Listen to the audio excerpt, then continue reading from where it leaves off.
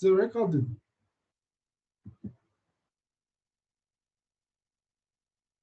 Yes, it is now. Thank you, Prof. Thank you very much. Oh, sorry about that. I didn't. All right. You know, somehow in our own system, when it is showing red, we conclude that it's already recording. All right. Great. So basically, research output is not only what we anticipate from a PhD thesis, we also obtain research output from master's dissertations or from master's assignment work. You know, for instance, if I give you a research-based assignment and you are able to produce a very novel idea, a very impeccable idea, definitely I can say, okay, guys, let's get it published. Then I will prepare it, set it properly in a more journalistic format to be published in one of the accredited journals. That makes you to become automatically an author, not to be cited and read by others, you know, which is an accolade, whether you are in the industry or you are in the in academia. It adds value to who you are and whatever you're doing. Like I made mention to you that Mrs. Schubert, Sylvia, who was previously called Sylvia Nerish, who is now your HR manager at Nust, was my student previously at CPUT. And from her master's thesis, we were able to publish 3 articles. And of course, from that thesis also, we were able to present 2 conference presentations from her thesis. And finally, her thesis was, her main thesis was requested by a publisher then, which was sent to the publisher, and it was published in Germany. And of course, the thesis today now in a book format has appeared in Amazon, the book of Sylvia Nerish. Can you see? That is now Sylvia Schubert, because when she was my student, she was not yet married, you know, but now she's married, you know. So that is a very good example. So definitely, when I give you an assignment, know that I'm articulating towards possibility of publication if your assignment is well written. And of course, it adds value to your life. Even when you are in the industry, you can even show some of your colleagues, this is my work. I've proven myself. And of course, if you're an academia, definitely it prepares you for your professorship. And you see, it prepares you for higher positions within the academic environment or within the academic firmament. All right. Great, colleagues. This evening, let us touch some few topics so that we know that we are still pushing. And maybe in the course of the week, I will be sending you your first assignment, which will be a group assignment. I don't want to force people into a group, but I would like you guys to form a group of 3. Well, I think we have about 15 people in the class. If we can form a group of 3, I think that will be a group of 3 individuals in a group. So which will be about 5 groups. But if you guys also want us to make it a group of 5, meaning a kind of 3 group in the class, I don't mind, but I think a group of 3 is very good, but 5 is a very good team if we are trying to utilize team approach, you know. So probably what do you guys like in terms of your group assignment? Do you want to be in 3 or in 5?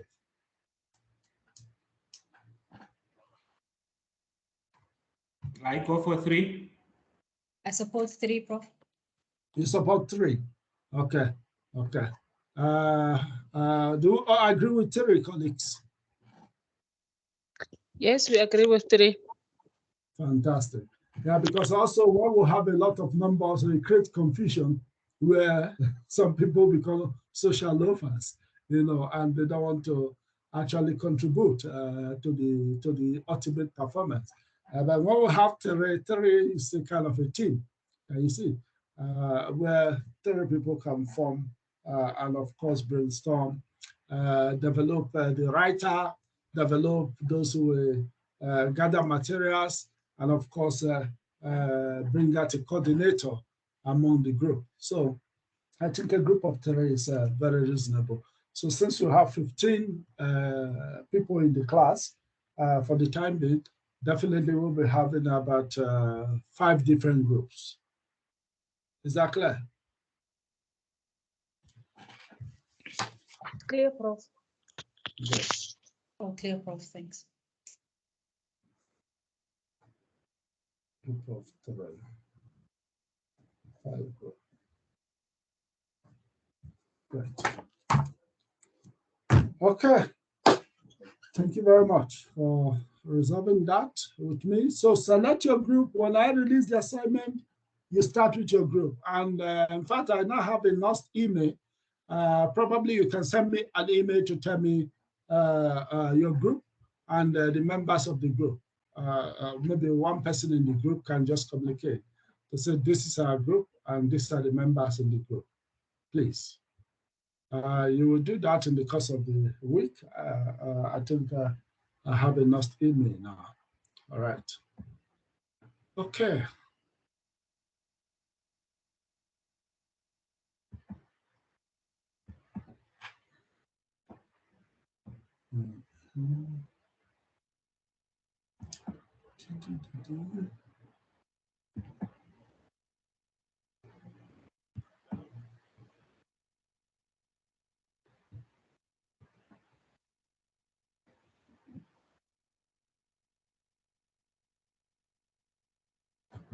Okay.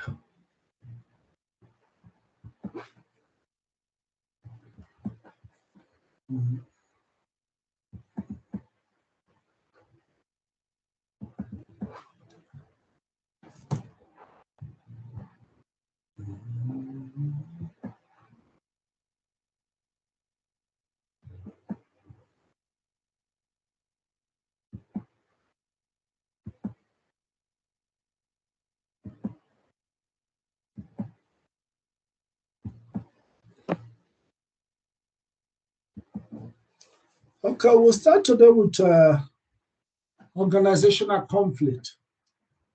I hope you all can see the slide. Yes, I can see from my side. Fantastic. Okay.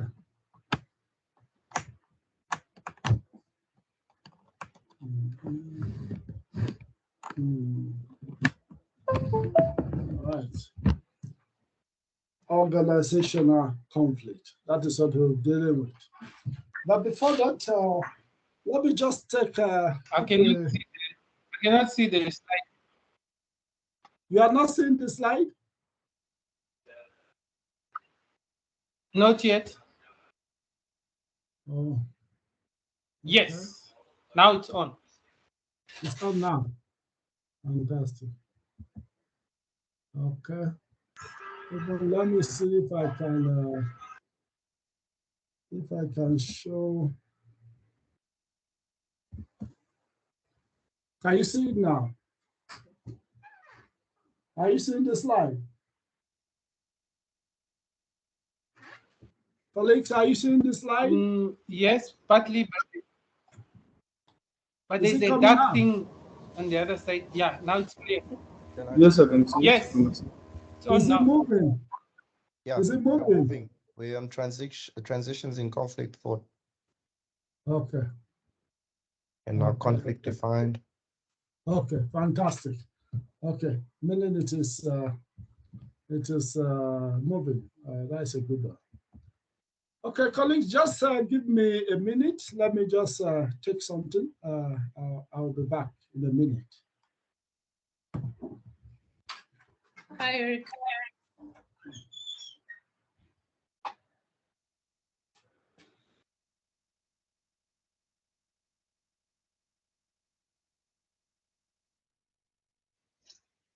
Hi, everyone.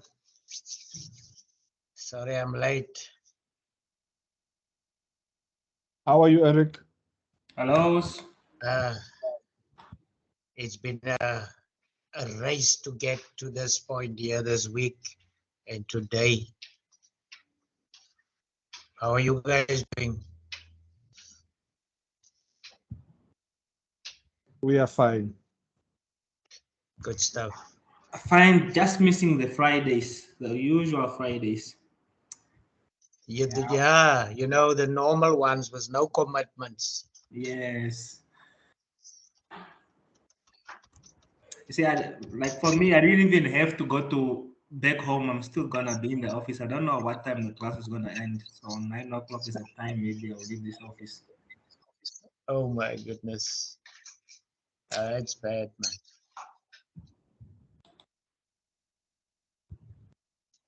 So how long has class been on? At least an hour.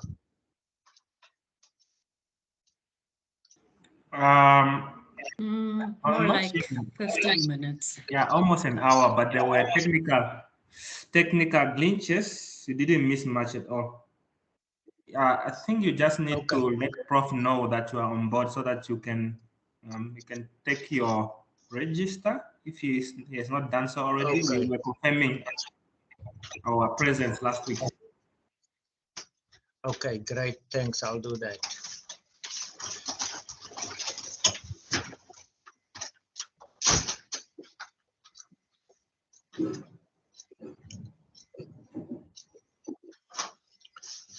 All right, I'll switch off.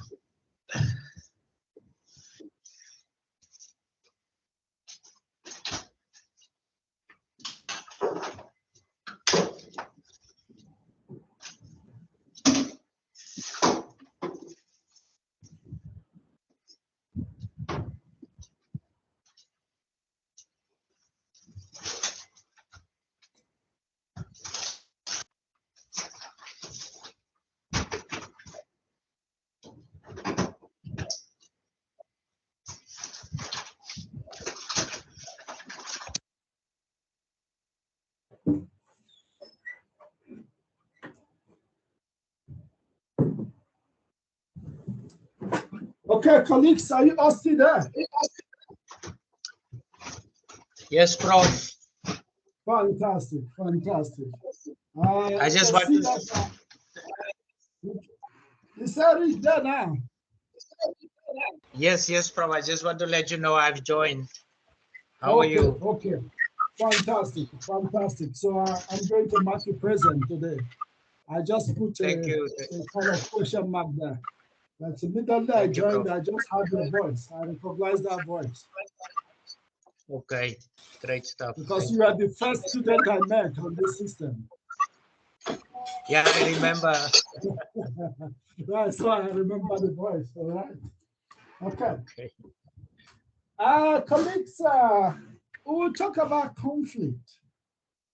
We'll talk about conflict. In any social grouping, there's always conflict. Colleagues, can you unmute your mic now? Because I'm hearing some background in some homes. All right. Yeah. You can see today I'm delivering the lecture from the comfort of my study in my home. So no more running to the office because for some few days now, electricity seems to have stabilized in South Africa. So we are not enjoying full electricity supply. So to a great extent, that we are not really sure that something good and positive. All right. So ladies and gentlemen, in every social setting or in any social setting, there's bound to be conflict. Can you see? There's bound to be individuals who don't actually go together or who cannot actually collaborate. There are people who have different views about things. And of course, even in our homes, there are bound to be conflict between brothers and sisters. There are bound to be conflict between cousins. There are bound to be conflict between even sometimes one with his own parents. Can you see? Because of different views. So conflict is always there in any social gathering where there is more than one or two individuals. And you see, there is bound to be conflict. Even sometimes husband and wife fight and quarrel. That is conflict. You see, that is conflict. So the most important thing is now being able to resolve that conflict and move on, and of course, progress within that particular environment where the conflict is unfolding. So when we define conflict, conflict is actually a process that begins when one party perceives that another party has negatively affected or is about to affect something that the first party cares about, something that the other party values. Can you see? The process that begins when one party perceives that another, remember, perception is here, perceives, and perception differs. You will come to see that when we discuss the topic of perception. You see, the process that begins when one person perceives that another party has negatively affected or is about to negatively affect something that the first party cares about, something that the first party treasures. You see? And it is that point in an ongoing activity when an interaction crosses over, when a kind of relationship crosses over to become an inter-party conflict. Can you see? To become an inter-party conflict. So conflict, of course, encompasses a wide range of conflict that people experience in the workplace or in an organization, be it a workplace, be it a political party, be it within the political party. In fact, the other day in one of the political parties in South Africa, I saw a big fight while they were having a meeting. A big fight. That is because they have reached a level of conflict, and now what is visible is confrontation. So that is that. Encompasses a wide range of conflict that people experience in organizations. And what are the things that normally bring about this conflict? The first one is incompatibility of goals. Incompatibility of goals. One thing we must keep in mind is that every individual has an objective or a goal why he decides to offer himself for employment in a given organization. But there are instances where the goals of an individual or an employee is not compatible with the goals of the organization. Or, of course, the goals of an individual employee is not compatible with the idea of the manager of his unit. You see? So that incompatibility of goals can lead or can result to conflict within that particular organization. You see? When there is disharmony between the goals of an individual and, of course, the goals of the organization, conflict is bound to arise, or conflict can, of course, surface. Another thing that can, of course, trigger conflict in an organization is differences over interpretation of facts. Differences over interpretation of facts. There may be in terms of interpreting facts. People may interpret one particular thing differently. This one will say, no, this is what this thing is saying. This one, no, I think this is what this thing is alluding to. You see? And such kind of situation arises where the information is blurred or the information is filled with ambiguity. You see? So now, two different individuals within an organization or a group of people within an organization may interpret the facts differently, you see, because of the inherent ambiguity, you see. So this can, of course, result to conflict. This can lead to conflict, you see.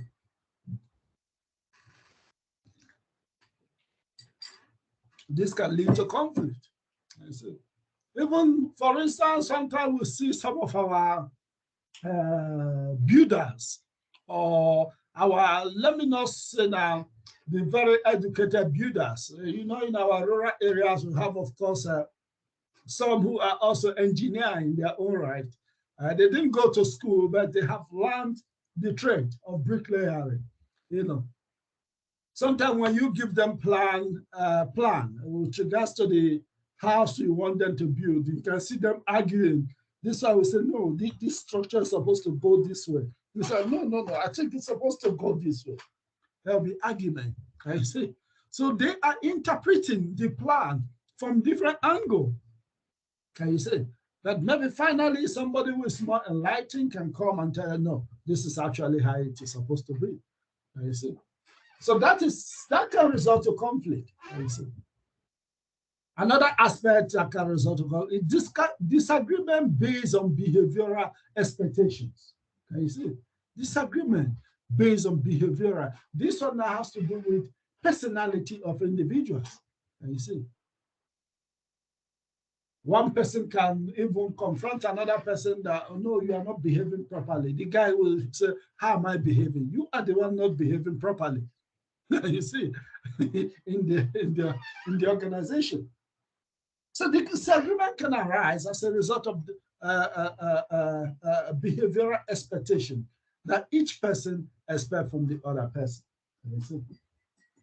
All right. We progress. Transition in conflict thought. Transition in conflict thought.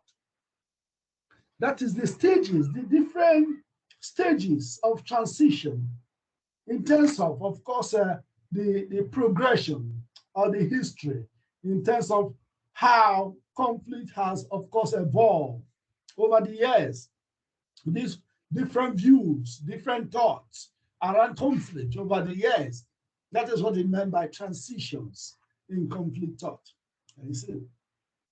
And of course, the first one there is traditional view of conflict.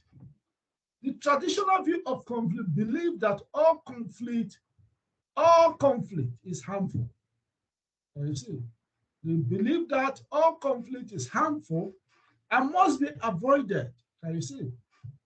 The traditionalists believe that all conflict are harmful. That is the original people, traditional view, that all conflict are harmful and must be avoided. That is the initial view. When they use traditional, they are talking about the earliest view about conflict. And see, believe that all conflict is harmful and must be avoided. And of course, this view was very much prevalent in the 1930s to 1940s. And you see, that is to say that conflict must not be tolerated at all in the organization. And of course, this is also tied to a kind of unitary perspective of an organization. That subordinates have no right to have a different perspective and of course a different view to the views of the management of an organization.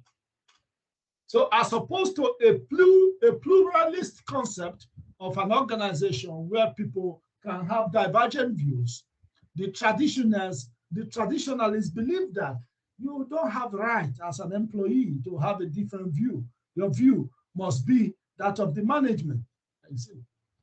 So as such, conflict is not permitted in the organization. Believe that all conflict are harmful and must be avoided. Can you see? And it was much more prevalent in the 1930s and 1940s. You see? But there's no point about talking about conflict under the traditional views of conflict. Can you see? And of course, the traditional perspective of conflict feels that conflict stems from or result from or stems from, first, poor communication. The second one, lack of openness, being open. And of course, the third one, failure to respond to employees' need. So they are of the view that conflict arises due to poor poor communication, lack of openness, and failure to respond to employees' needs. All right. Are you guys still with me? Yes, Prof. Yes, Is Professor. everybody still here? Yes, Okay. yes, Prof. Yeah. Yes, Prof.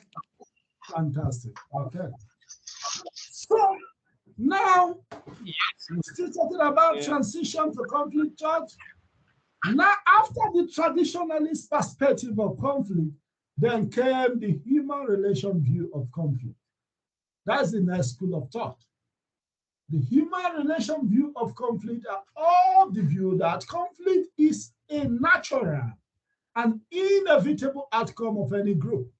Now you see, conflict is a natural and inevitable outcome in any group. And of course, the human relation view was much more prevalent from the late 1940s through the mid-1970s. And of course, this human relation view can of course be tied up or linked to the research by the great philosopher Ethel Mayer. Can you see? Ethel Mayer, who is of course the pioneer of the human relation approach to management. Can you see? Who did a lot of research to, of course, bring out the views that, of course, instead of scientific Taylorism, that, of course, we must also see the social aspect of the working man. All right. So the human relation view of conflict believes that conflict is a natural and inevitable outcome in any group. And of course, it is prevalent from late 1940s through the mid-1970s. And of course, such kind of view reinforces the pluralist aspect of organization. Pluralist.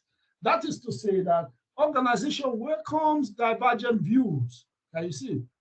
They believe that, of course, there could be dissent or dissident in terms of how we do things in the organization. And these divergent views bring about conflict. And of course, we take cognizance that definitely in a social group, conflict is inevitable. I see. That was the human relation view of conflict. Then the next perspective was, of course, the interactionist view of conflict. The interactionist view of conflict believe that conflict is not just positive force in a group, but that it is absolutely necessary for a group to function effectively. Can you see? That is the interactionist group. They believe that conflict is not just only positive force in a group, but that it is absolutely necessary for a group to perform effectively. I think that was something I was educating some members of my team today. That when we argue on how we do our work, that is something positive. That is functional conflict. But when we argue in such a way that we begin to insult ourselves or fight, then that is dysfunctional conflict. Because the interest is no more how we can do our work better. But when we have conflict, some level of conflict, in terms of how we schedule our work, in terms of who is to do what and what is to do what, or in terms of the time wasted related to the tasks we do, that is functional conflict. And it should be seen from a positive light. Not because the person opposing the decision is your enemy, but he's opposing the decision because the decision can affect also his psychological well-being. And you see. So the interactionist view believes that conflict is not only a positive force in a group, but that it is absolutely necessary for a group to perform effectively. You see. And of course, we have, of course, the current view of conflict, which says that yes, conflict should be there, but we must not allow conflict to become, in fact, to overshadow us. Can you see? That at a level, we must articulate how to resolve the conflict, which is now the current view, which is, of course, known as resolution-focused view of conflict, which is conflict resolution, which is also another school of thought with regards to conflict talks or transitions in conflict talk. Apart from these particular views, of course, we have another view of conflict, which is, of course, which is not in this slide or in your textbook, but I'm just adding value, which is that of course, the view of Marxism, or stemming from Camus. Camus believed that, of course, there is going to always be conflict in society as far as capital continue to pauperize the working class. You see. And of course, Camus was of the view that when he looks at the relationship between the working class and of course the capitalists, he says that what he sees is exploitation. Can you see? He says that when I look at the relationship between, of course, the working class and certainly the workers and the capitalists, he said what he sees is exploitation, labor exploitation. And of course, in addition to that, he was of the view that, of course, there is need for labor to unite and wrestle the field of production, or wrestle the field of production from the capitalist. Can you see? That there is no way labor can overturn things without a fight. Can you see? And that fight is that they must wrestle the means of production from the capitalists. Can you see? And of course, that is the beginning of communism, the beginning of socialism, and the beginning of most of the kind of socialist economic system. Can you see? Which we found in places like, of course, Russia, we find in places like China, and so many other, Vietnam, and so many other countries. And you see, those were part of the ideas of Camus. The conflict will certainly be endemic in society as far as capital continue to exploit labor. And that the only way for labor to wrestle the field or the means of production from the capitalists is through conflict. Can you see? That there is no peace talk about it. There is no warring of capital, because capital is not ready to release or relinquish their power over labor. Can you see? And I saw that for labor to actually get back the means of production, because they are the ones who contribute more in the field of production, they need to wrestle the means of production from the capitalists. Can you see? And that is their view, that in terms of conflict, that conflict will certainly be endemic in society. So that is the view of Marxism. So probably if we have more time, I will give you a little views about that in a slide. All right, we'll progress.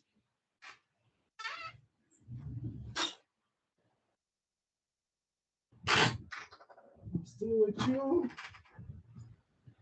Looking for Camus. I think I have one of his treatise. Camus.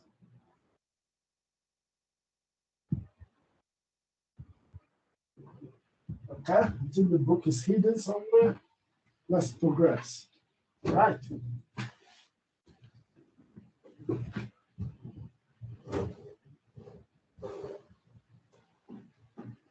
Okay, so that is the perspective of Camus. Now we're going to talk about the forms of interactionist conflict, the forms of conflict. You see, conflict is something that emanates from interaction. Can you see? So that is why forms of interactionist conflict. Can you see? We have two types of conflict. One is functional conflict, and the other one, like I have mentioned earlier on, is dysfunctional conflict. Now, when we talk about functional conflict is that conflict that supports the goals of the group and improve its performance. Can you see? Functional conflict is that conflict that supports the goals of the group and improve its performance. All right.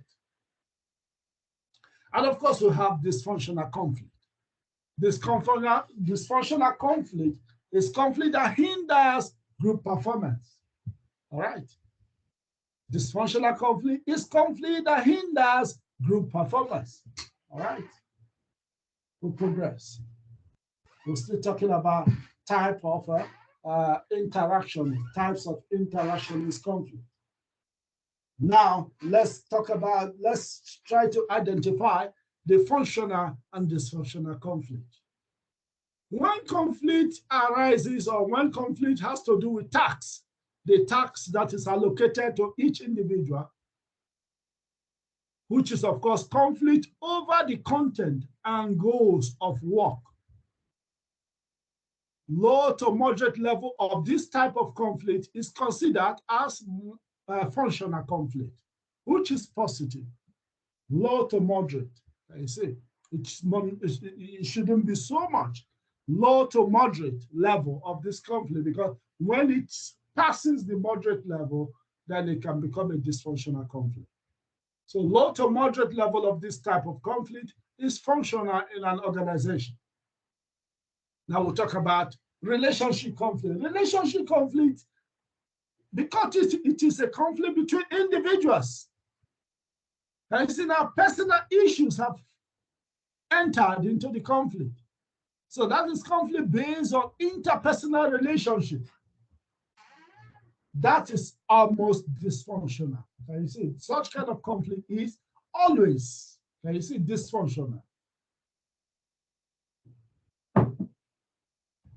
That is conflict based on interpersonal relationship between people within an organization. When we now begin to fight ourselves and not something related to tax, then that is always dysfunctional in an organization. Now we'll talk about process conflict, which is conflict over how work gets done, how we operationalize our work. Low level of this type of conflict are functional for an organization. Can you see? But it should not be too high. Like low level of this type of conflict is a functional conflict. Can you see? So conflict that is generally perceived as dysfunctional is, of course, a relationship conflict. Can you see? When we begin to react in terms of infighting, or in terms of physical attack, or in terms of keeping grudges and malice and spreading unnecessary gossip and rumors about person, then it becomes a relationship conflict, which is, of course, considered as very dysfunctional. All right. We'll progress. Let's just look at conflict process. Are you guys still with me? Yes, we are, Prof. Fantastic. Yes, we are. Yes. And is the explanation clear so far? Can I just ask a question, Prof? You are welcome. If we look at the previous slide, is it possible just to go one back, please? Okay, I will. I just want a question on when you say task conflict is low to moderate levels and the process conflict is also low level. What would be consider unbearable level or a high level? And what would be a low level conflict? Yeah, it's always, in fact, towards the end of the slide, you see it's always a kind of like a pyramid, you know. And one must actually watch when the conflict now begin to metamorphose or begin to change into conflict now that is become a relational conflict, from the issue of discussing issues around tax or issues around how we do our work. Now, when it gets now to the level, when we begin to attack ourselves, then know that the conflict is escalating, can you see, into something else. So with regards to task conflict, at least we should have low to moderate level. We should know in the diagram of the pyramid, at least up to where it is still supporting productivity or where it is still supporting the activities of the organization, that is positive. But after some time, you begin to see that the productivity or the output of the organization begins to decline.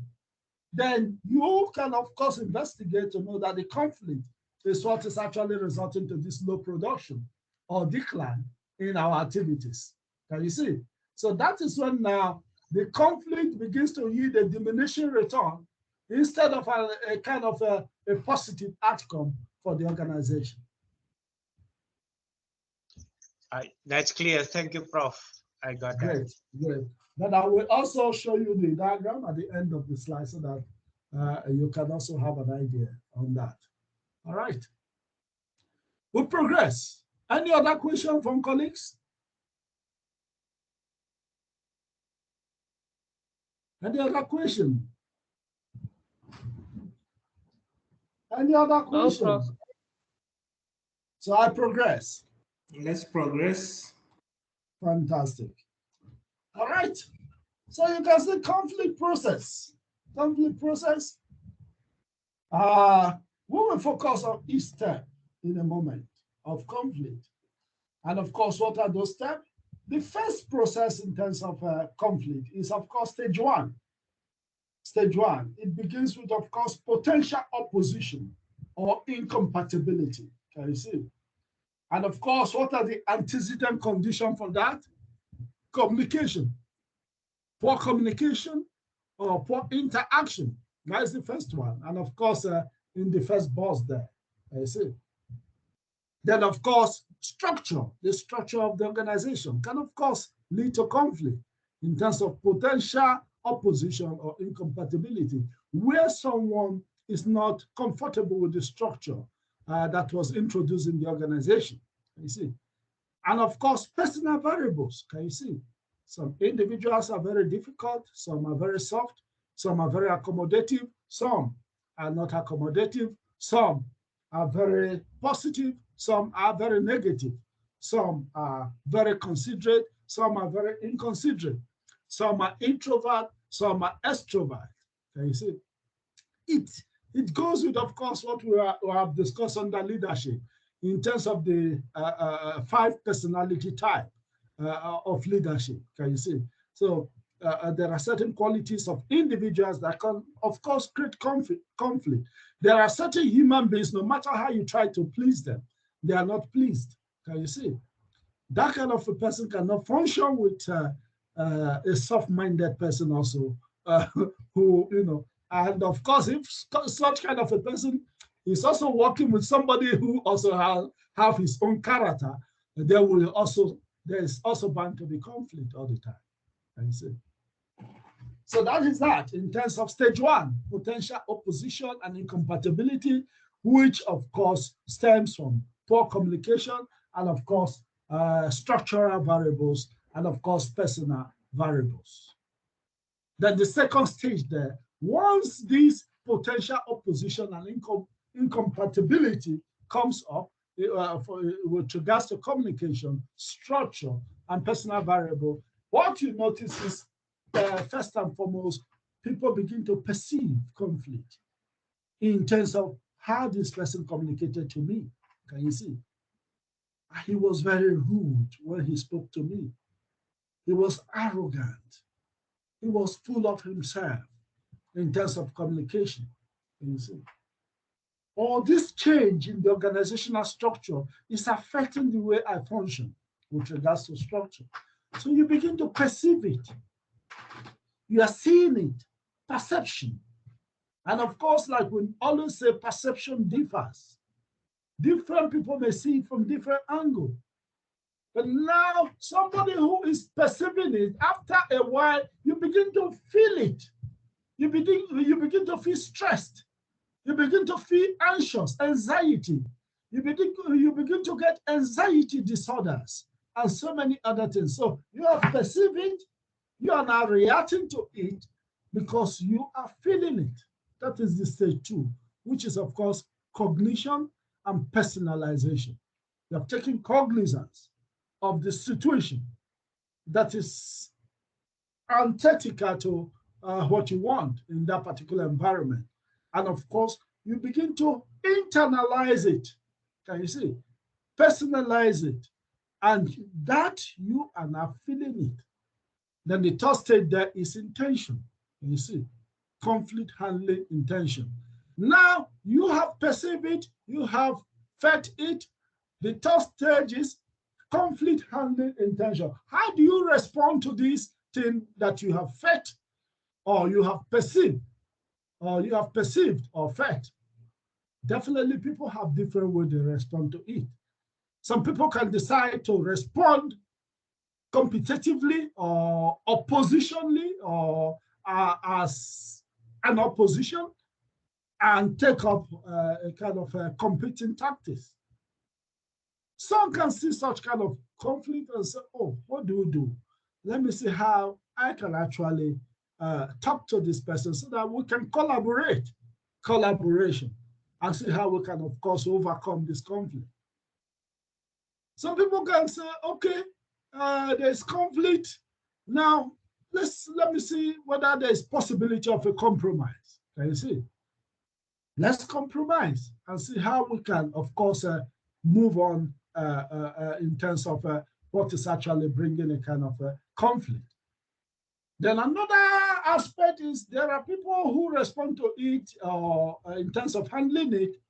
They know that there is conflict, but they say, no, let me avoid him. Can you see?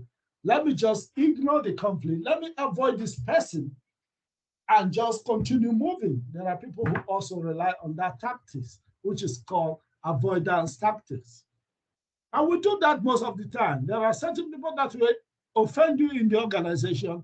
You, instead of busting out, instead of competing, instead of going to him to know what is his problem, to chart out a new course, you said, no, let me just ignore him. You avoid him. Even when you see him coming from the step, you just enter an office as if you have a business in that office. We see people doing that also, I think. Then the final aspect in terms of course, your intention or reacting to the perceived and felt conflict is accommodating. Can you see? You may look at it, it's okay. I know that this can trigger conflict, but let me accommodate this person so that tomorrow he can also accommodate me when when I need him. Can you see? So another aspect in terms of stage 3, intention, how to handle conflict is accommodation or accommodating the conflicting party, the other party that is creating a conflict that is not making you to feel very happy or comfortable in an organization. Now the next stage there is behavior. You see, behavior, that is stage 4. Stage 4 is behavior, which of course is reflected in terms of overt conflict. Can you see? That is parties' behavior and others' reaction. Can you see? So in terms of all these competing, collaborating, compromising, avoiding, accommodating, there are certain behavior that you can rely on. For instance, in terms of competing, you can decide to strike. Can you see? You can decide to go on strike, which is obvious. Can you see? And of course, in terms of collaboration, you can decide to negotiate. Can you see? Or in terms of compromising, you can decide to, okay, a kind of let me just compromise and accommodate this person. Can you see? So when you react, definitely the other party, when you show your action, the other party will react. Can you see? They say action triggers reaction. Can you see? So the action that you exhibit may trigger reaction. For instance, when we talk in terms of strike, if you decide to strike, the organization may decide to rely on lockout, whereby the organization can be locked and every employee will be locked outside the organization. Can you see? Until a negotiation can be reached for the organization and the working and the employees to come to compromise. And of course, the fifth stage is the outcome in terms of a conflict process. The outcome can be if it's a functional conflict or issues have been resolved amicably, it can increase even group performance. Can you see? Increase in good performance, because when you are able to resolve your conflict, there is a level of maturity that you attain in that organization. Because conflict brings pains, and because both parties have felt that pains or that shortcoming related to conflict, they may not want to offend themselves so quick again. You can notice it in relationship between husband and wife. The day when you fight with your wife, when you reconcile, you can see that there is a kind of increase relationship, maturity. And for some months again, you or your wife may not want to trigger such kind of, for of course, a husband and wife that understands, may not want that conflict to resurface, So it builds you to a higher level, can you see? So definitely, if the conflict is properly handled, it can increase group performance. But if it is not properly handled, it can, of course, definitely decrease group performance. Is that clear?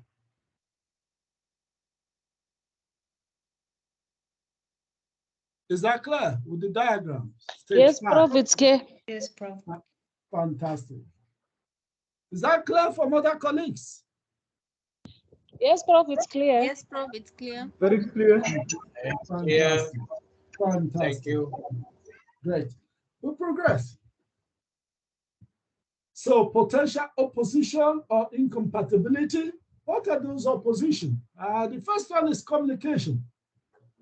Communication in terms of course, opposition or incompatibility. Communication can be as a result of semantic difficulties. And you see, semantic difficulty, when you cannot hear what the other person is saying properly, or when, of course, the languages used are not, of course, what is used in different environments. Definitely, it can, of course, lead to conflict, can you see, where the information that is communicated is not clear, it's ambiguous and blurred to the other person or the recipient of that information, or the communicatee, can you see? Because in communication, we have the communicator and the communicatee. So if the communicatee is not getting clearer, the information that you are sending to him, it can lead to conflict, can you see? And of course, misunderstanding the information that have been related. And misunderstanding can come if the information passes through different channels where there are certain noises, which is, of course, barriers in terms of interpretation. And you see, most of those noises, which is, of course, distorting the original information that is sent, can, of course, result to conflict. So another potential incompatibility could be structure. Can you see? Organization structure, the size of an organization, the specialization in job, can you see? Can result to conflict. Can you see? Can result to conflict, job specialization. Jurisdiction, clarity, and ambiguity. Can you see? Jurisdiction. Who is doing this? Who is reporting to who? Can, of course, bring about, of course, a conflict. Can you see? There are instances where somebody in another department may start interfering in other people's department. That can bring about conflict, can you see? So there's ambiguity in terms of course, jurisdiction. And of course, another aspect is member-goal incompatibility. So if a staff member is not compatible with the goals of the organization or the unit where he is working for, there will definitely be conflict. And of course, leadership style can also result to conflict. If a leadership is an autocratic leader, definitely he may be even making some decision or giving orders that may not be totally accepted. That can lead to conflict. Of course, there are leaders that are participative, that of course invite employees to participate in decision affecting them. That can of course improve the relationship within the organization.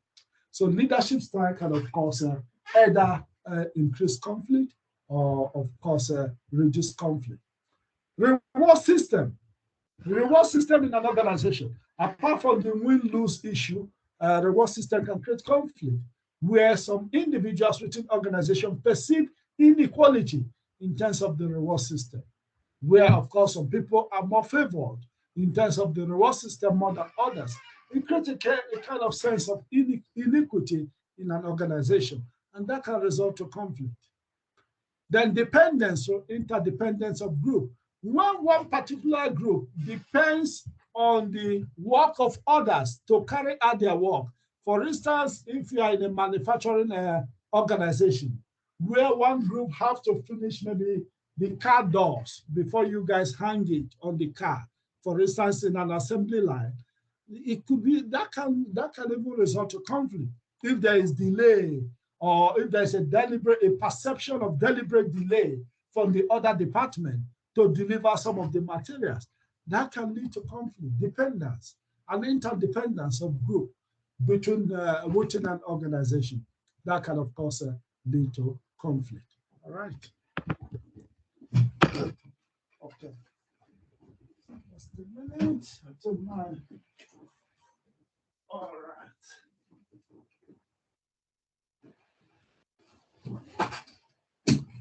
Right. So dependence and of course interdependence of group can lead to conflict also. Now another aspect is the personal variable, different individual values. Values can of course lead to conflict. And I told you that value is a very critical thing, and values are shaped by background. And you see, where somebody say, no, it's against my religious values. Or where one say, no, this thing is against my cultural values. Can you see? So that can, of course, lead to conflict within an organization. Can you see? And of course, issues personal variables.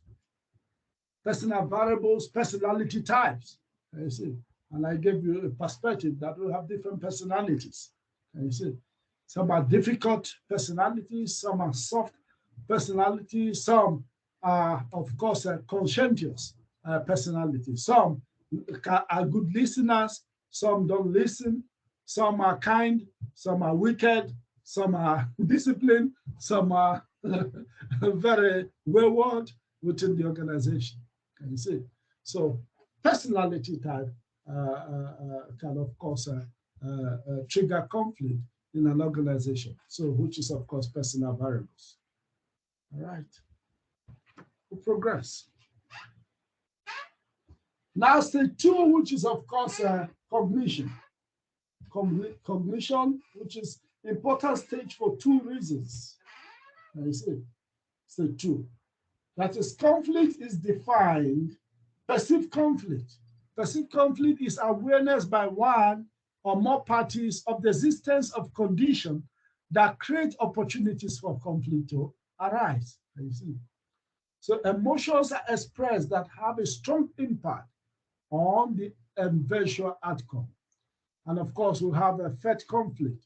Affect conflict is, of course, emotional involvement in the conflict, creating anxiety, tenseness, frustration, and of course, hostility.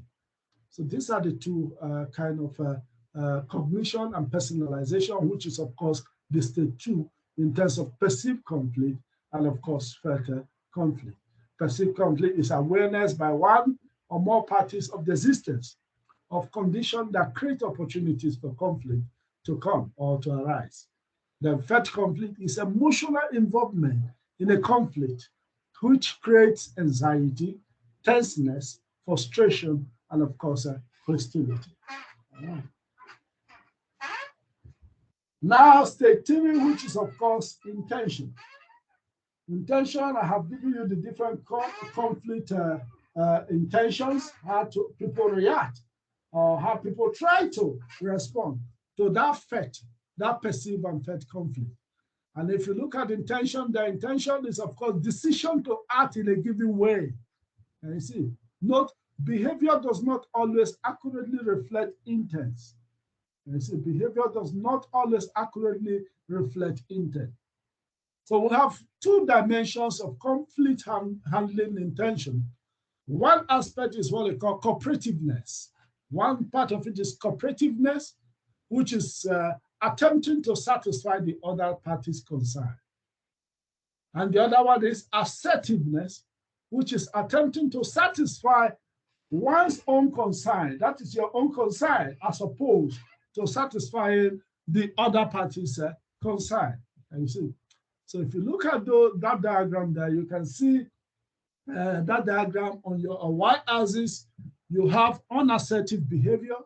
And of course, on the downside of the y-axis, and of course, on the upper side of the y-axis, you have assertive behavior.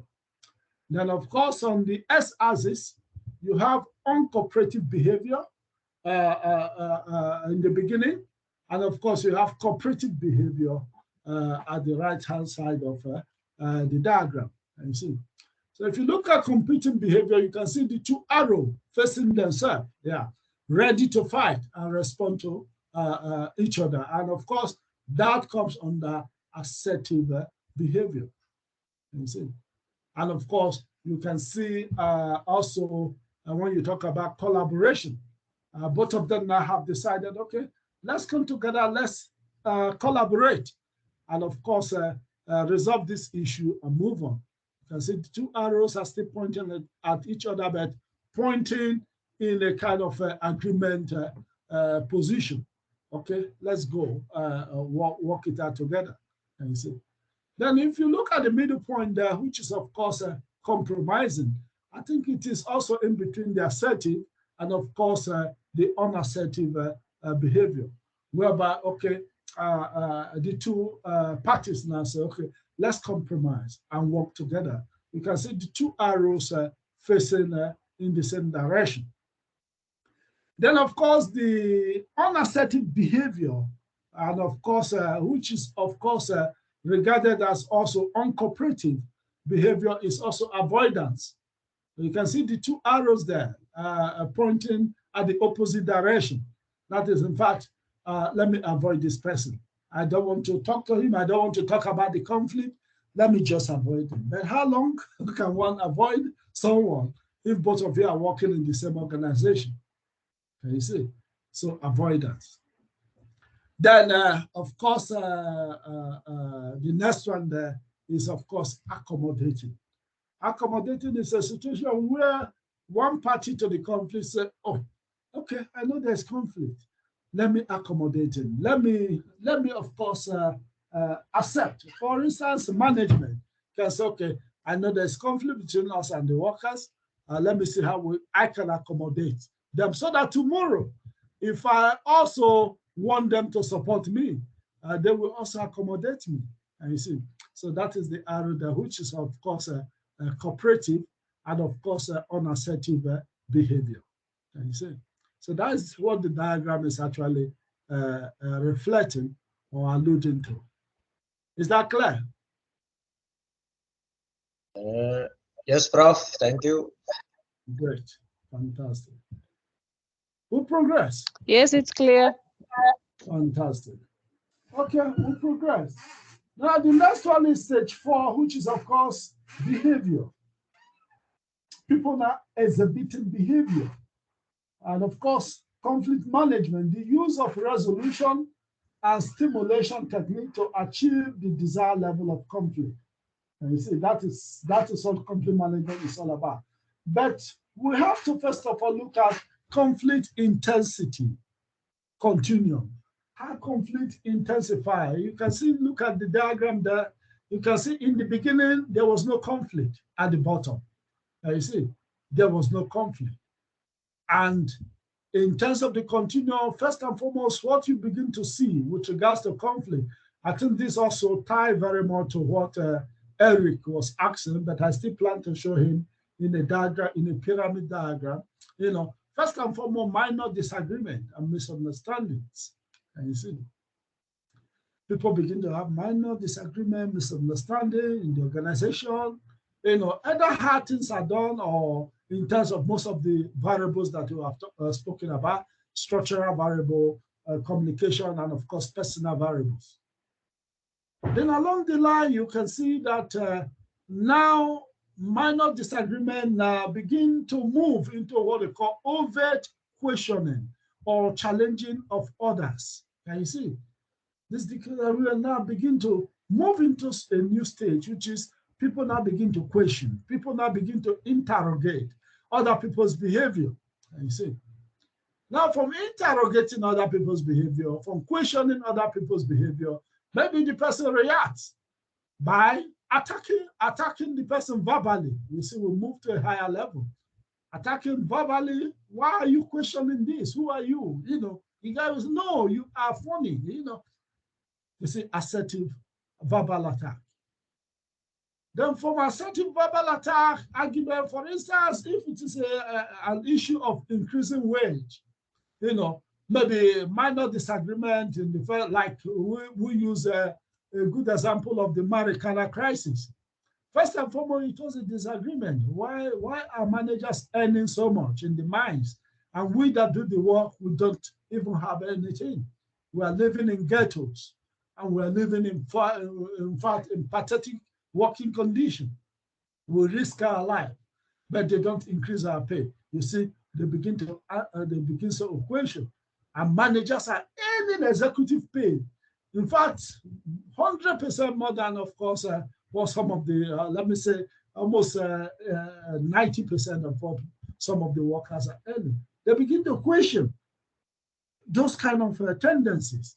Why are management, the pay of management too high? Whereas we take the risk of going into the pit, the mines, and we receive peanuts, and our working conditions are poor. Now they begin to question. From there now, they take the matter, the question into management. A bad manager will just release a verbal attack. You people are crazy. What do you know? You know, and please leave this place, you know. So definitely that now can result to a new dimension of threat and ultimatum, like in the case of South Africa, when mine workers began now to threaten that they want increased pay, otherwise they are ready to die for it. There's a threat, an ultimatum. Then, of course, maybe management, if management is not sensitive of what is brewing, management can, of course, also react to the threat. Do your worst. That's your business. We don't care. You know, if you have a very aggressive manager, then definitely you can see now that employees will begin to protest. Probably maybe they'll begin to vandalize the company's property and other public properties. Then, of course, the management says, okay, we'll call the police. And out of the aggressive attack, police killed 34 mining workers. Can you see? You see the conflict. It's becoming now a national crisis. Then the final aspect is now the overt effort to destroy the other party. Can you see? Which is, of course, instructing police to kill if you see any person. And of course, you can see during the Marikana crisis, mining workers were ready to even do mutiny and challenge the police, and many of them died in the process. You see, so that is annihilatory aspect of conflict. And you see how it brews from one state to the other. So if at the assertive and verbal attack level, the management was able to interfere and calm the protesting workers down and say, come, let's see how we can resolve this. Let's dialogue. You guys want 12%, but let's see how we can actually meet at the middle. Can you see? Then somehow the management will begin to resolve the matter amicably, instead of also being in a very aggressive or assertive position in terms of the issue that the employees or the mining workers were bringing on board. So definitely being able to know when this thing now is becoming dangerous, I think that is what matters.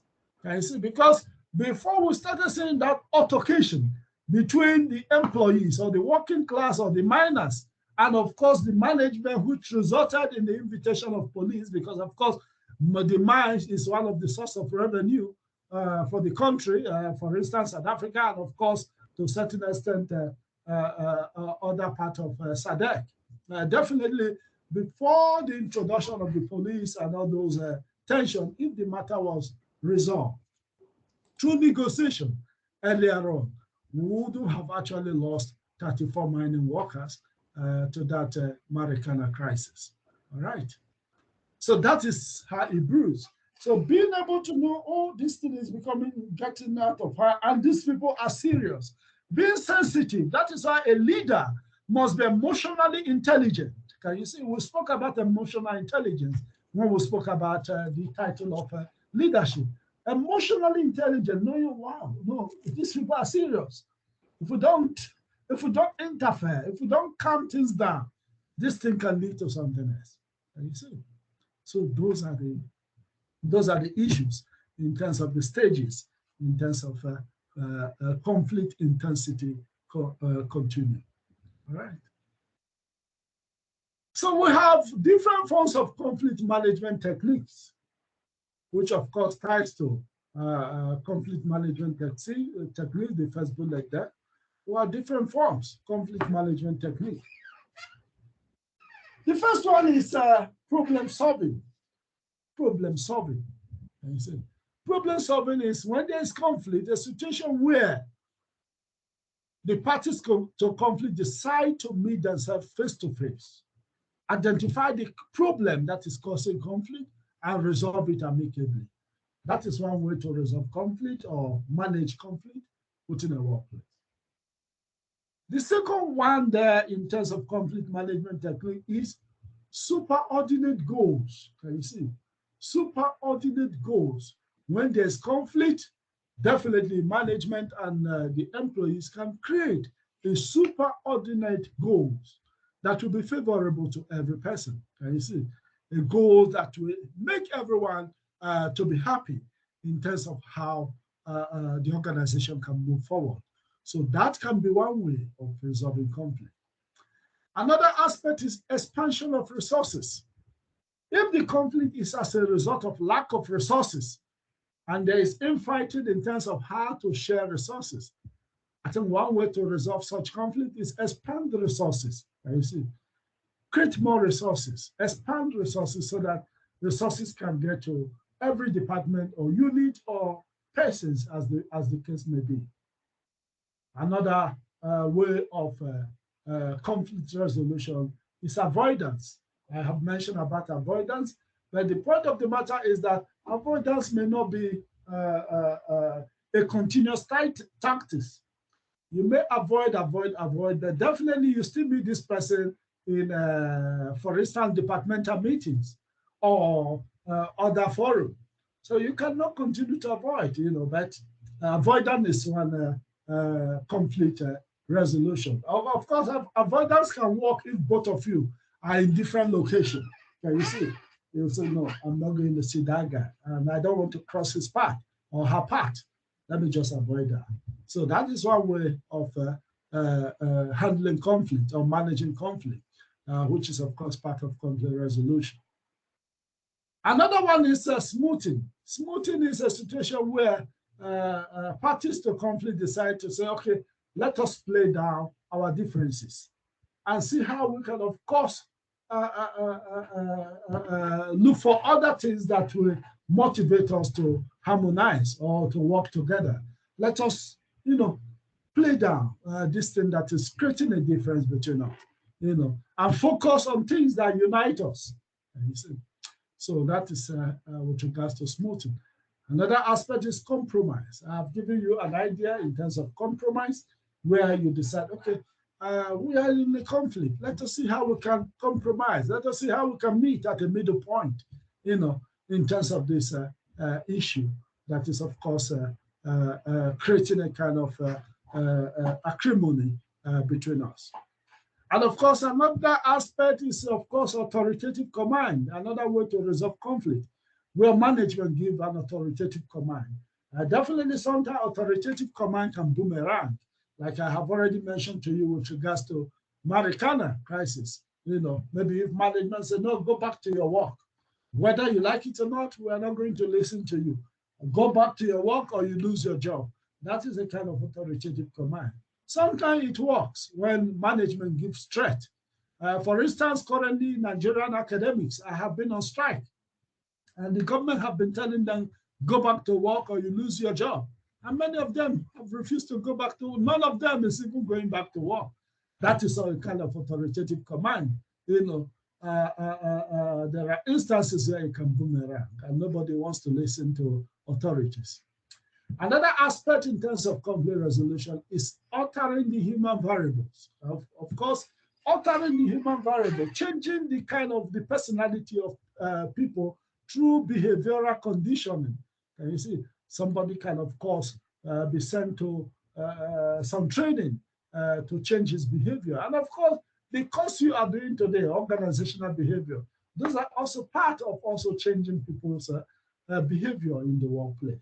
So possibility of sending some people to, of course, see how they can change in terms of how they see the world, or their world, change their world views, or their stereotypes, or their perception, or their value system regarding a particular thing in a positive way. That can also be one way of conflict, resolving conflict or conflict management. Another aspect is altering the structural variables. I tell you that sometimes the organizational structure, either changes in the structure can, of course, lead to conflict. Definitely, there could be a need to alter the structure of the organization, the structural variable that is perceived to be causing the conflict. And of course, apart from conflict resolution, like I told you that in certain instances, conflict is needed in an organization. You see, conflict is needed. That is why they say low to moderate conflict is needed, is positive for an organization. So how do you stimulate conflict?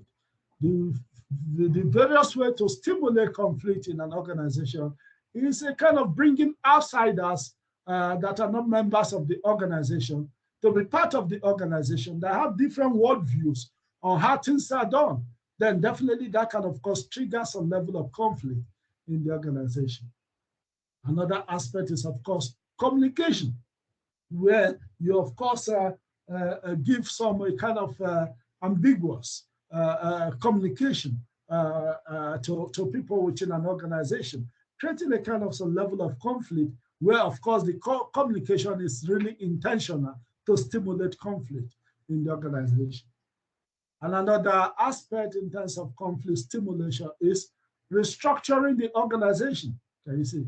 When you restructure the organization, definitely people are no more in their comfort zone. That can, of course, trigger some level of conflict in the organization. Another aspect is appointing a devil's advocate. A devil's advocate is somebody who always triggers controversial topics in the organization, and people begin to argue and debate about it. That can, of course, stimulate conflict within an organization. All right. So we have two aspects there. One is how to resolve conflict resolution, and the other part is how to trigger conflict or stimulate conflict within an organization. All right. Is that clear? Is that clear, colleagues? It's clear, Prof. Yes, yes, Prof, it's clear. Fantastic. Now, outcomes to conflict. In terms of outcome, the first one there is, of course, increased group performance. Conflict can lead to increased group performance. Conflict can, of course, increase quality of decision making in terms of when conflict is functional. conflict can, of course, stimulate creativity and innovation. That is one of the good aspects of functional conflict. It brings about innovation and creativity. And you see, when we conflict on how we do things, people begin to bring different ideas. No, this is how it should be done. No, if we're able to get some information related to different ideas, definitely we can, of course, get a kind of CPAT or a kind of select innovative ideas, which, of course, will boost creativity and innovation in our organization. Another functional aspect is it encourages the interest of curiosity, encouragement of the interest of curiosity. Can you see? Functional conflict encourages the interest. People become curious. Can you see? Curiosity. Can you see? People become curious, and out of curiosity, new things are found. Can you see?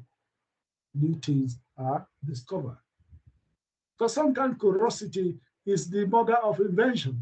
Can you see? Curiosity. When people are curious, wanting to know. You remember the story of Newton and science. Newton was sitting under a mango tree, an apple tree, and the apple fell down, and he became very curiosity. He started asking himself, why is it that this apple fell down from this tree and didn't return back to the tree? What could be the reason?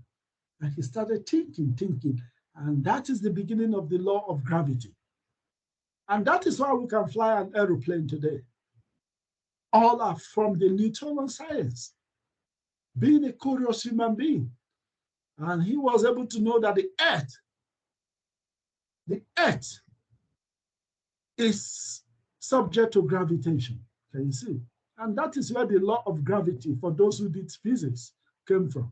Can you see? For Newton thinking and Newton science. So encourage the interest of curiosity. Can you see? And of course, another functional aspect is provision of a medium for problem solving. It's a functional conflict. Provides a medium for problem solving. And of course, functional conflict also creates an environment for self-evaluation and change. Can you see? When the conflict is functional, we learn from the process. And of course, we evaluate ourselves. And of course, it enables us to embrace change without guilt, freely. And you see, when the conflict is functional, nobody is ashamed to be considered to be licking their wounds. You know, people see it as positive, you see, and learn from the process. Now, when we talk about dysfunctional conflict, the outcome of dysfunctional conflict is that dysfunctional conflict can lead to discontentment, discontent. People become discontent, development of discontent. They are not happy. They begin to have grudges. They begin to feel isolated. They begin to feel that this is not supposed to be. And you see, so dysfunctional conflict can lead to discontentment or discontent. Another outcome of dysfunctional conflict is it reduces group effectiveness. And you see, when there's dysfunctional conflict and people are fighting themselves, instead of thinking about how work is done, then it reduces their effectiveness as a group, working under the same organization with a shared goal. Another outcome with regards to dysfunctional conflict is it retards communication. Communication is retarded. When people are conflicting, definitely there will be definitely poor communication. You see, poor communication.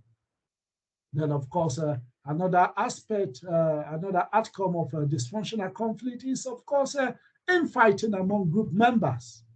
You see, infighting, and of course, this infighting defeats group goals. You see, it negatively affects the group from achieving their goals. So, with regards to outcome, how do we create functional conflict in an organization? To create a functional conflict, there is a need for us to reward dissent. And of course, certainly punish conflict avoiders. Can you see? Punish conflict avoiders. Because if we want to create a functional conflict, definitely we must understand that conflict is something positive, and we must encourage it through reward system, which is part of motivation. That people with opposing views should be allowed and in fact rewarded for having a different view. And of course, we must, in fact, to a certain extent, punish, not really in a form of very difficult punish, but not, of course, rewarding those who try to avoid conflict. You see, so that is why I told you earlier on that, of course, avoidance may not be the best tactics. Can you see? So creating functional conflict, reward decent, and of course, punish conflict avoidance. I will move to the next topic, which is that of negotiation. Negotiation. All right. Negotiation, which is also referred to as bargaining. Can you see? I know that in most countries we hear about collective bargaining. And in some of the textbooks, they write negotiation and collective bargaining. Can you see? They are all one and the same thing. It's all about how we negotiate the best alternative to two disputing parties with regards to a particular issue that is at stake. So negotiation is a process in which two or more parties exchange goods or services and attempt to agree on the exchange rate for them. And you see, the process in which two or more parties exchange goods or services and attempt to agree on the exchange rate for them.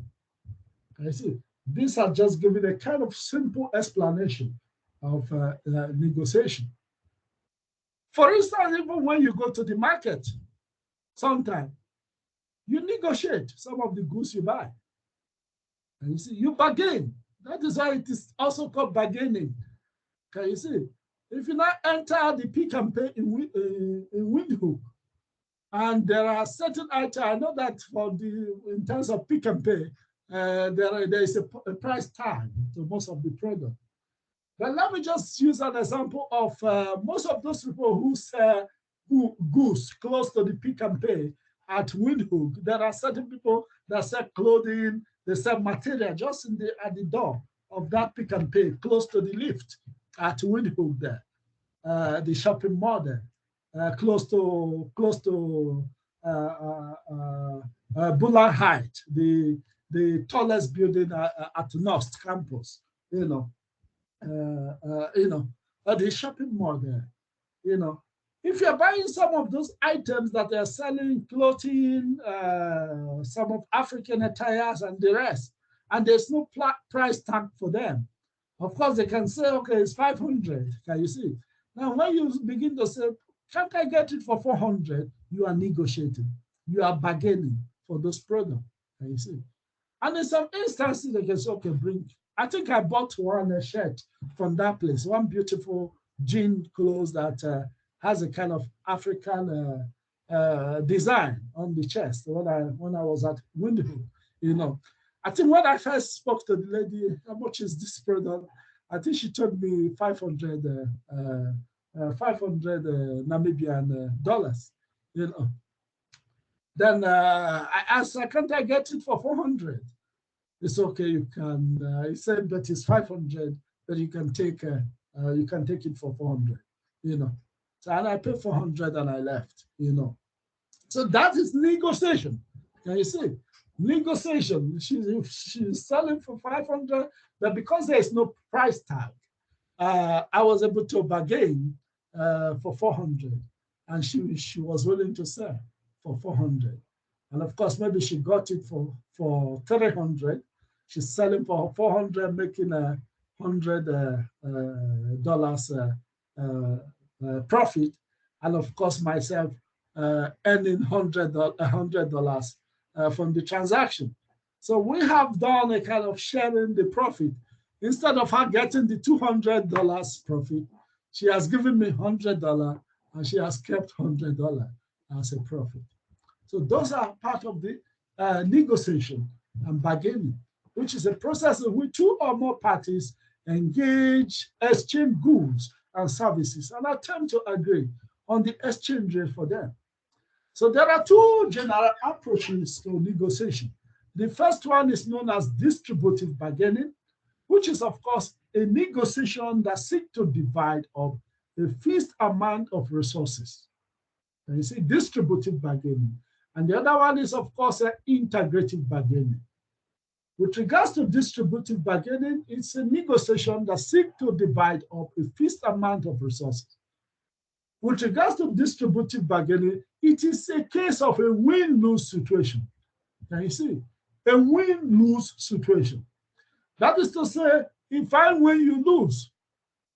Now, if I'm using now the illustration of the lady I bought the shirt from at Windhoek Shopping Mall, definitely in front of that Pick and Pay, in terms of the negotiation, if when I ask her, please, can you give it to me for 400? Are you not going to sell it for 400? And she says no. Then there is possibility that I may take two decisions. Either I abandon the product for her, then she's losing the whole 200, or I take the product from her, then I will be losing the 100 that is supposed to be bargained, can you see? So that becomes a case of win-lose situation. Can you see? Win-lose situation. But when we talk about integrative bargaining, which is a negotiation that seeks one or more settlement that can create a win-win solution. A win-win solution. So in the case of myself and the woman now, she has $100 additional dollar if the product is 300, and I have gotten another $100 to my savings if I decide to buy the product. So we have decided to do it in such a way that there is a win-win solution. Can you see? So I have extra $100 in my pocket, and she has, of course, any profit of $100 instead of saying, no, it's a must. I must earn $200. So that is the difference between distributive bargaining and, of course, integrative bargaining. All right. So let's just see a comparison, distributive versus integrative bargaining. What is the difference between them, distributive and integrative bargaining? The characteristics with regards to bargaining characteristics, with regards to goals, distributive bargaining is a situation where if it is a pie, like a meat pie or a pie, it's a kind of get all the pie you can. That is distributive bargaining. Get all the pies. If there's a meat pie, or if you can look at that diagram there, that is get all the pie and ignore the other person. Now, with regards to integrative bargaining is instead of getting all the pie, let's expand the pie so that, of course, we can get almost the same thing we would have gotten if one person takes all the smaller pie. And you see, so now with regards to motivation, under distributive bargaining, it's a situation of win-lose situation, where one person wins and the other person loses totally. Whereas in terms of integrative bargaining, it's a situation of win-win situation. That is, you win and win. So you go home happy, I go home happy. And you see, now with regards to distributive, you go home happy, I go home unhappy. Or I go home happy, you go home unhappy. That is a situation of win-lose. So distributive bargaining, for most of you that have done what they call game theory, it's a situation of a zero-sum game, where one party's win is a loss to the other party. You see? Now, with regards to distributive bargaining in terms of focus, the focus is always on position. What is the position? Our position is this. Our stance is this. But with regards to integrative bargaining, the focus is on interest. Can you see? On interest. Can you see? In the interest, in the best interest of the parties. Can you see? In the best interest of the parties. Because under integrative bargaining, they want the relationship to continue. But in terms of distributive bargaining, they want, of course, the relationship, whether you like, you come back. You see, I give you a very good example. There was a time I went to buy pharmaceutical, medicine from a pharmacy in Nigeria. And the pharmacy is not even very far from another pharmacy that I used to go. So I think I wanted to buy a kind of cough syrup. Then I go to the pharmacy. I remember that I bought that cough syrup at a lesser price, which is just about, I think I bought it about 200, I think I bought it about 500 naira at another pharmacy. Then when I go to this pharmacy, they told me that the cough syrup is 1,500 naira. And my man was telling me, no, was this what I bought? I told the guy, are you sure? This, I thought, in fact, I had also bought it from that same pharmacy at the same rate of the other pharmacy. So it so happened now that the person attending to me is a different person, and the person wanted to make profit. So you see, from the pharmacy, because he's working in that pharmacy. And you know, most of these Nigerian pharmacies, they don't put a price tag, you know, some of the smaller pharmacies. So I asked him, are you sure I did not buy this at the cheaper rate in your shop some time back? He said, no, that the amount is 1,500. Wow. But for me, because I was in a hurry that day and I have forgotten actually the exact amount I paid in another pharmacy and in this particular pharmacy, initially, I just took the medication, the cough syrup, and drove off because I was in a rush. But one very day, I went to the original pharmacy, you know, then my eye spotted the cough syrup. So I decided to ask them, excuse me, how much is that cough syrup? And they told me it's 500 naira. So I have lost almost 1,000 naira to this fellow. Okay, you see.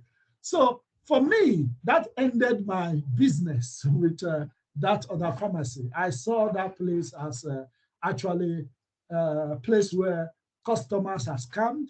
There's no interest in keeping a customer. Can you see? So the guy stick to his position without the interest of a future relationship. Can you see? Now, that is why personally I cannot go there again. And in fact, I was even able to inform people that are close to me, don't go to that place. I think they are scammer there. Can you see? So that is that. Now, with regards to information sharing, in terms of distributive bargaining, there is a low information sharing when you are bargaining. Can you see? There's no information sharing because you are not interested in future relationship. But with regards to integrative bargaining, there is a high information sharing between the two parties that are bargaining or negotiate. Now, with regards to duration of relationship, in terms of distributive bargaining, like I mentioned to you, there's a short-term relationship. They are not interested in long-term relationship.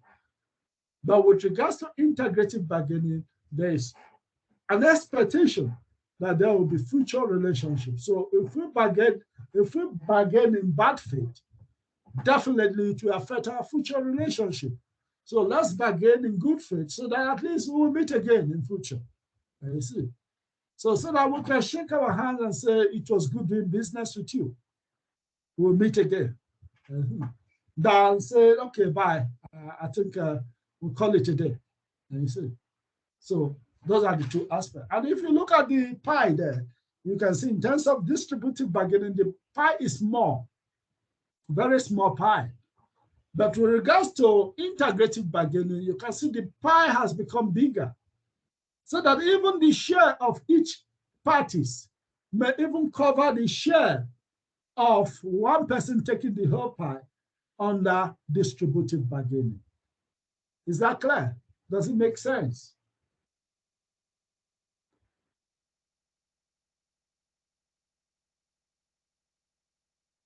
Does it make sense? Yes, it makes sense, Prof. Okay. Yes, Prof. Fantastic. Okay, fantastic. All right, great. Eric, did you receive all the slides and material that I sent? I haven't checked yet, Prof. Is it on Teams?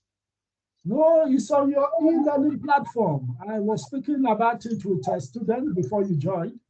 Please, you guys must only check. I was thinking that once you upload material on the e-learning platform, the students are notified. I wasn't notified, but I will have a look. Okay, I will verify that for Cephas again, because I asked him. He said once something is uploaded, the students are notified. Even like in our system, UJ system, once you upload anything on Blackboard, the student immediately picked up, and they of course follow up. Because now, if I upload an assignment and you guys don't know, how do you do the assignment? We are not notified. Exactly. We just have to go and check ourselves. Yeah. Oh, okay. That I will definitely communicate to Mr. James Van Roy, and of course Cephas with regards to this issue, so that when I put assignment, I will also send to them to tell them to inform students that of course the assignment have been uploaded. That would be great. Thank you, Prof. Okay. Okay, thank you very much. We progress. Bargaining tactics and the bargaining zone. You see, bargaining tactics and the bargaining zone. If you look at that, we still have distributive tactics. In terms of distributive tactics, in fact, the tactics are, first and foremost, you make an aggressive first offer. You see, because distributive is not interested in relationship. You make an aggressive first offer. And of course, when you make this offer, you follow up with deadline. If you don't do this, then definitely we will react in this way. Such is distributive approach. You see, distributive approach. But of course, with regards to integrative approach or integrative tactics, bargain in teams. Naturally, they like to bargain in teams. You see, it's not a case of aggressive approach where both parties can just come together and form a team to discuss and bargain because they want the relationship to continue. And of course, while they bargain, they put more issues on the table so that it enables them, both parties, to see things from a wider perspective. You see. However, one need not compromise, but you put a wider issue for proper negotiation. And now, in terms of the diagram there, if you look at the diagram there, you can see that party A, you can see party A on your left-hand side, party A's target point on your left-hand side, and of course, you can see party B target point on your right-hand side. Now, with regards to, and of course, you can see the settlement range in the middle, you see. And of course, you can see in the box there, party B's aspiration range in the yellow color there, or kind of not really yellow, what do you call that color? Almost light brown, but not very yellowish. Then on the right-hand side, you can see party A aspiration range on the, of course, green color there, green shaded color. So when it comes to issues of negotiation, party A may decide to take everything in that settlement range by arguing that, yes, I want everything. You can see where resistance point of party A is resistance point. You can say, I am taking everything in this settlement range. That is to say that he's leaving only the aspiration range for party B. Such is a kind of distributive bargaining. Can you see? And of course, party B can also say, I'm taking everything up to the resistance range, taking over all the settlement range. Can you see? So that is a good example of distributive bargaining. But with regards to integrative bargaining, both parties can decide this settlement range, let us expand it. Can you see? And of course, share it into two in such a way that each person goes home happy. Can you see? So instead of one person taking all the pies up to party A's resistance point, if you can see the resistance point of party A, taking all the settlement range, and of course party B taking all the settlement range, taking all the settlement range, we can then decide to expand the settlement range, and of course, with regards to integrative tactics, which leaves everybody happy. Can you see? So those are the bargaining tactics and the bargaining zones with regards to when it comes to distributive bargaining and of course integrative bargaining tactics. Is the diagram clear to you guys?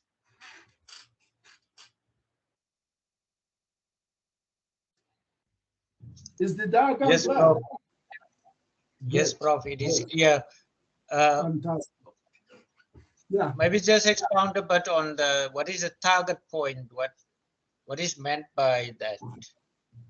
The target point. Okay, the target point. The target point includes, of course, this shaded, like the brand. Should I call it brand, or what will you call it? Is it yellow or yeah? What do you call it? Beige in the brown. Yeah. Maybe the girls can help. Yeah, from the B party's aspiration range. That is, of course, the aspiration range of the B party. That's the side of the B party, which is, of course, the target point of the B party. But what is at stake is now, of course, the aspiration range of A and B. What is at stake is the settlement range. Now, B can decide to a kind of bargain up to party B's resistance point. Can you see? When he bargains, he's having more portion of the settlement range added to his own, the brown color there. And you see the settlement range now will leave, of course, A with a smaller portion of the whole boss. If B takes his, of course, if B takes his resistance point up to this level, look at B resistance point. If B resistance point goes up to this level, definitely we will clean the arrow, the line on the right hand side. Then of course you can see that there is a little thing left for A aspiration range or A aspiration. And of course, if A also the target range decide to take resist in terms of bargaining up to A resistance point. Sorry, somehow my maths went before. Yeah. So if A also now the aspiration range of A, that is what A already has, and that is what B aspiration range of B is what B already has. Now the point of the matter, what is at stake? What is to be bargained? For instance, if it is a salary, that is the settlement range. Can you see? If B is saying they need a 12% increase in salary, definitely now and they stick to their goals that they need a 12%, then the B, the target point to up to the resistance point of B will be now we need the 12%. That is, of course, the last line before the aspiration range of A. That is the last line before the aspiration. So they will stick to their 12%. Now, of course, if A refuses for that 12%, A will say, no, we are not paying anything. A will also continue to keep B in their aspiration range. And of course, a resistance point will be, the A will be fighting to keep B where they are, where they belong. That is, of course, B aspiration range. Can you see? But now, if the two of them now decide to negotiate, okay, you guys are talking about 12%, and we are talking about, okay, let's expand this settlement range. Of course, we will give you, say, at least 6.5%, so that at least the management doesn't go bankrupt, and now they will see how they can resolve the matter within this middle point, this settlement range, instead of one person taking all the settlement range. Can you see? Yes, Prof. I see. Yeah, because if one person takes all the settlement rate, you can see that his own side of the box will become too large. Can you see? His own side of the pie will become too large. His aspiration range will, of course, increase up to the B. For instance, if it is B, it will increase up to the resistance point of B. Now, leaving A as a loser in terms of the bargain, then that falls under distributive tactics. But if it is integrative tactics, both of them now will think of how they can settle this thing within that range in such a way that everybody goes home happy. B's salary is increased, and of course, A's negotiation point is not adversely affected to affect or the profit or the bottom line of the organization. All right. Yes, thank you, Prof. Great. We progress. Negotiation process. We have different negotiation process in terms of how to go into negotiation. The first aspect is preparation and planning. And you see, the first aspect of negotiation is preparation and planning. You prepare before the negotiation. You plan how you are going to go about the negotiation. You gather your information. You gather your data. If you are going as a team, you plan when you will be there, and of course, how you will convey yourself to that particular venue for negotiation, which is, of course, preparation and planning. And of course, the next step or in the process of negotiation is definition of ground rules. Can you see? Definitely, before you negotiate, the two parties will have to send a kind of information. What is the scope? And what are the rules and regulations with regards to our negotiation? And both of you have a kind of ground rules in terms of what is at stake, what are we negotiating. Then the next aspect in terms of negotiation process is clarification and justification. It is also very important for both of you to clarify and justify, of course, what is at stake or what are you negotiating. So that is the next process. And of course, followed by, of course, bargaining and problem solving, where now both of you now bargain. You bargain in order to see how you can, of course, agree on a particular point or on a particular bargaining range. Can you see? Then doing that is also part of the problem solving. All right. Then finally, in terms of negotiation process, is of course the closure and implementation. If you have agreed, for instance, if it is a salary increase, you have put a closure to it. And of course, the next thing is implementation. It is only when you did not implement it that, of course, crisis can start brewing again. Can you see?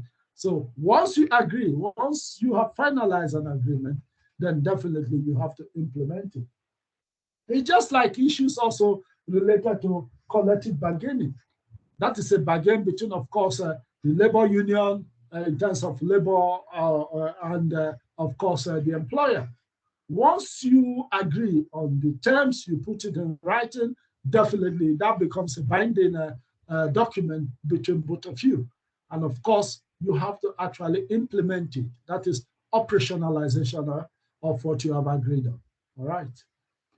And of course, we have what is also referred to as BATNA. BATNA is the best alternative to negotiated agreement. And of course, the lowest acceptable value outcome to an individual for a negotiated agreement. That is what is referred to as BATNA. So the bottom line for negotiation is referred to as BATNA, the bottom line, where the best alternative to a negotiated agreement. All right. Now, individual differences in negotiation effectiveness. Keep it in mind that personality traits, extroverts, and agreeable people are weaker at distributive negotiation. Extrovert and agreeable people are weaker in this because distributive bargaining is all about struded in secrecy. Because definitely you want to, of course, be a kind of more tactical, more mean in terms of this, because you want all the pies. You see, so extrovert and agreeable people are weaker when it comes to distributive negotiation. Disagreeable introvert is best for distributive negotiation because you don't reveal yourself. You just keep your things inside your mind. You are mean, and of course, you want all the pies.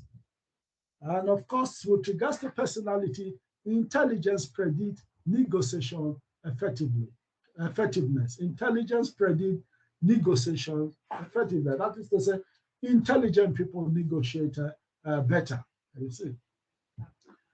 Then, of course, more than emotion, ability to show anger helps in distributive bargaining. Can you see? Showing anger. No, you want all the pie. You want everything. However, with regards to more than emotion, positive emotions help in integrative bargaining. Can you see? When the mood is positive, and of course, helps in integrative, because you want, of course, to continue in the relationship. Can you see? Ability to show anger. You want to end the relationship, whether the relationship ends, it's not your business with regards to distributive bargaining. But with regard to integrative bargaining, you want the relationship to continue. So positive moods and emotion helps in integrative bargaining. Now with regards to gender, men and women negotiate the same way, you see, but may experience different outcomes. Women and men take on gender stereotypes in negotiations. You see, women and men takes on gender stereotypes in negotiation. And you see, women are more tender, and of course, men are perceived to be tough. And you see, men and women takes on gender stereotypes. Women are more tender. Women are more considerate. Women have their own style of negotiation. The men are macho. They are tough. And you see. You can see the negotiation taking place in Ukraine. You see, the men are tough. They are hardened. In fact, though, that is a good example of distributive bargaining. Russia is not agreeing. Ukraine is not agreeing. You see, that is why they are still in war up to today. That's a very good example. You see, those are men, tough. And probably maybe if both of the leaders are women, they may be more tender.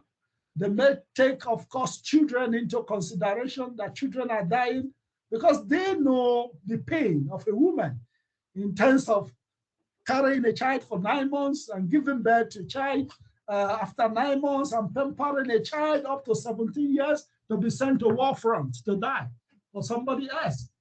You see, so women are more tender in terms of negotiation.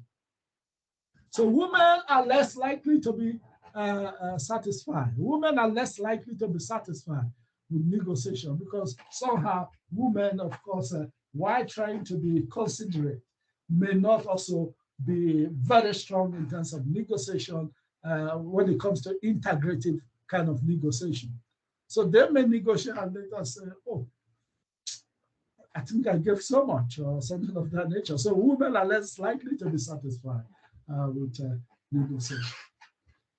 All right. Now we'll move to what is called third-party negotiation. which is there are four basic third-party roles.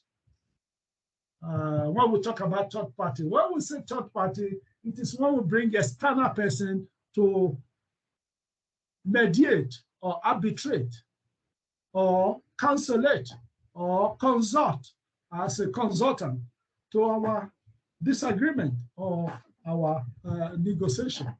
Can you see? So four basic third party that plays a role with regards to negotiation is, of course, mediators, arbitrators, conciliators, and consultants. And these three parties form what is known as CCMOA in South Africa, which is, of course, conciliation, Commission for Conciliation, Arbitration, CCMOA. Okay, conciliation,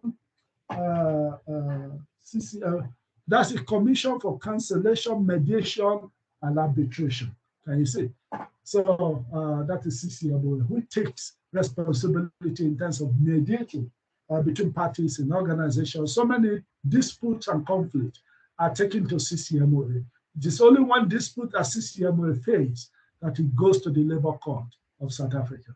All right, in terms of South Africa. And I know that they have an agency that resolve also, that is playing the role of CCMOA in, of course, Namibia.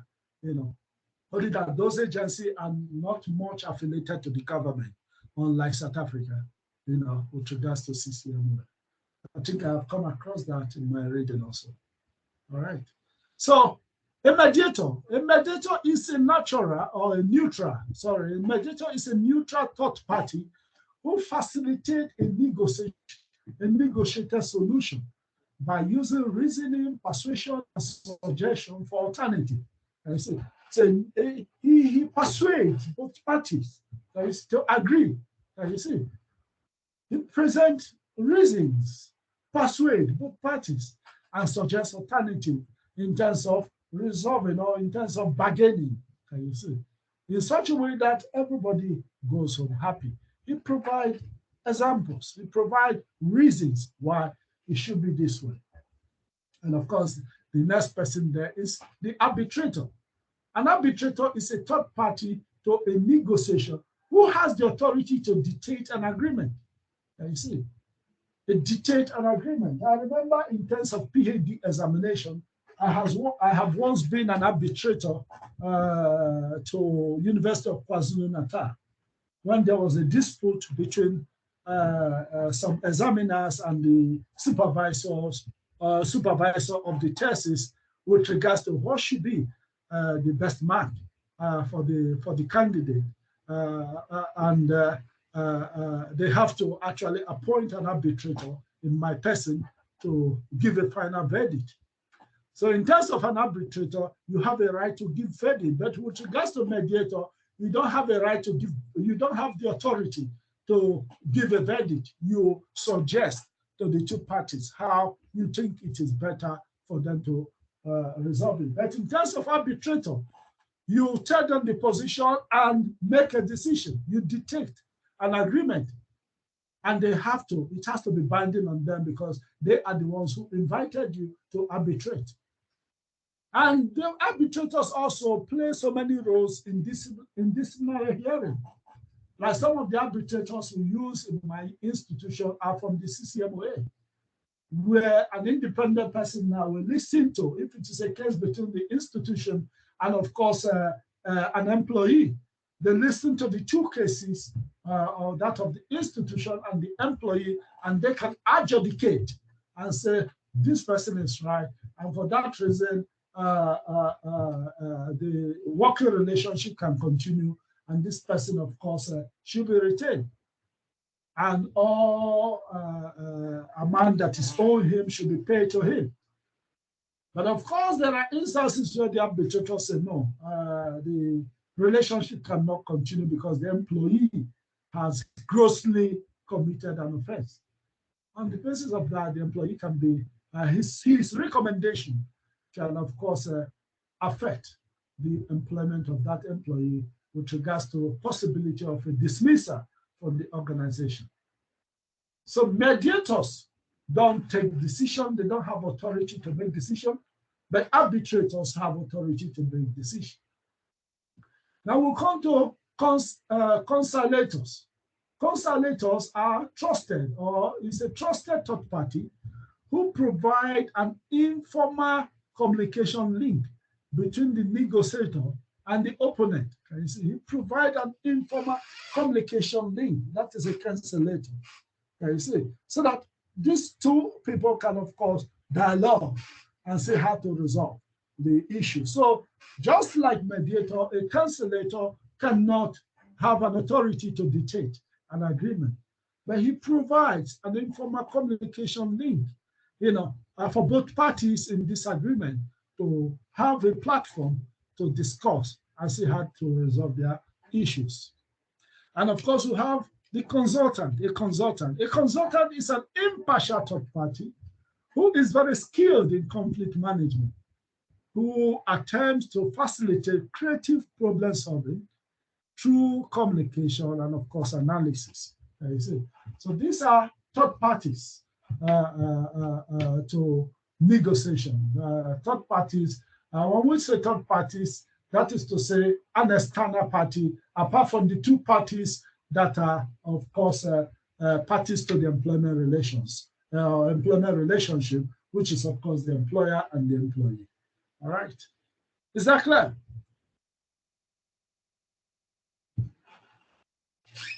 Is that clear, Prof? Yes, Prof. It's clear, Prof. Thank you. Progress.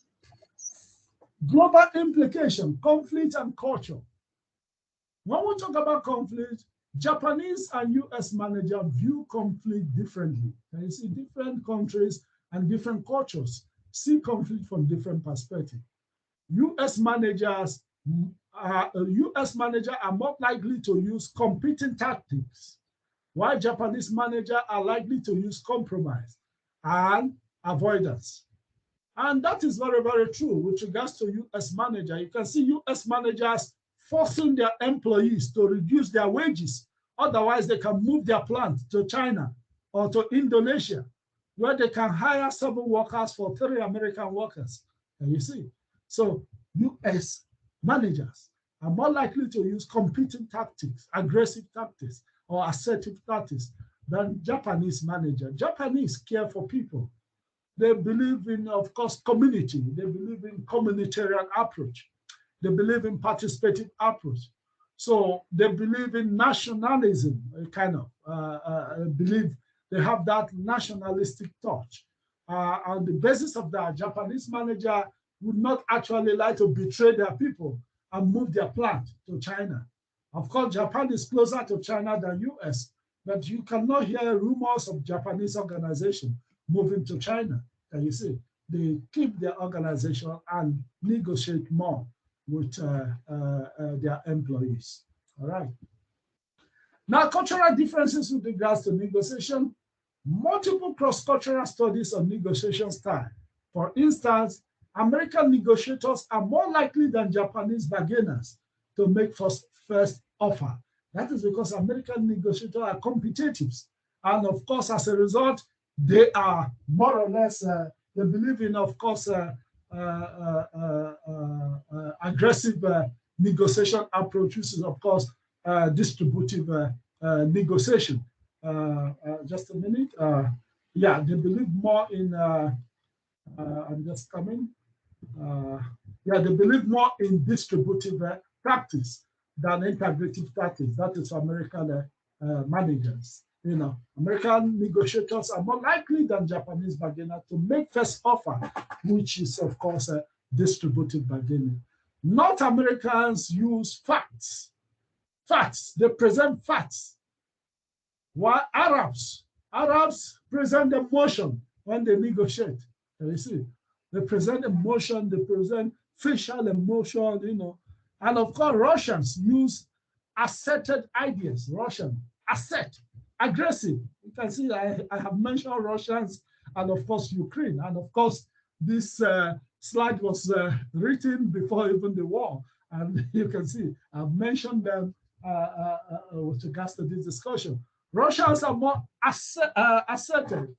I think I was discussing with one of my friends in Russia, who is married to Russia when this war started. He said these guys are not ready to stop this war because the two people involved are stubborn. He said Ukrainians are Russians, the Russians are Ukrainians. They are brothers, so they don't care if everybody dies, you know. And which is what we are seeing playing out to a certain extent. So Russians use assertive ideas. Brazilians say no more often than Americans or Japanese. Can you see? And of course, Arabs, of course, Indians can, of course, fall a little bit into the Arab podium because Indians also like using emotion, you know, you know. So Indians also sometimes also use emotions. All right. So those are cultural implications with regards to negotiation. And of course, we come to the diagram that I'm trying to allude to when Eric was asking a question. A conflict can be constructive or destructive. Reduce excessive conflict by using either competition, collaboration, avoidance, accommodation, and of course, compromise. Integrative negotiation is better. You see, integrative is better than distributive negotiation because integrative look into long-term aspect of relationship. Now, if you look at, of course, the diagram there, you can see that unit performance on the y-axis low to high. And of course, you can see, of course, level of conflict. You can see in the beginning from lower conflict, you can see that the pyramid is rising, you know, the pyramid is rising. And of course, up to a point, that is the moderate point, the middle point, the midpoint there, the organization was still performing excellently. But after that particular middle point, that is point B, you can see that the performance of the organization began to decline. Can you see? If you link it to performance, the performance started declining until you get to level of C, where the performance is almost at a lower level. Can you see? When you check the line to where the y-axis is, you can see that the performance decline. So to a certain extent, in the beginning, functional conflict can, of course, lead to increased performance in terms of productivity. But of course, as the conflict begins to accelerate to a point, then of course, it can lead to a kind of reduced performance or a diminishing return with regards to performance. Is that clear? Yes, Prof, it's clear. Fantastic. All right. With that, we'll come to the end of the lecture for this particular topic, conflict and negotiation. All right.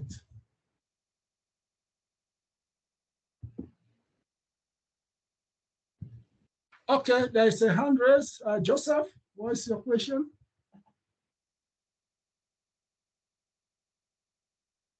Joseph, what is your question?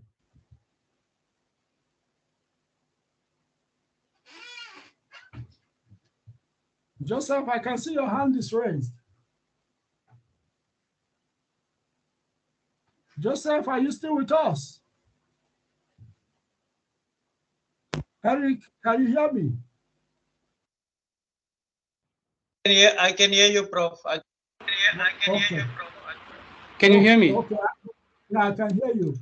Joseph, can you hear us? I think Joseph has fallen asleep. I can see his hand. I can see his hand is up.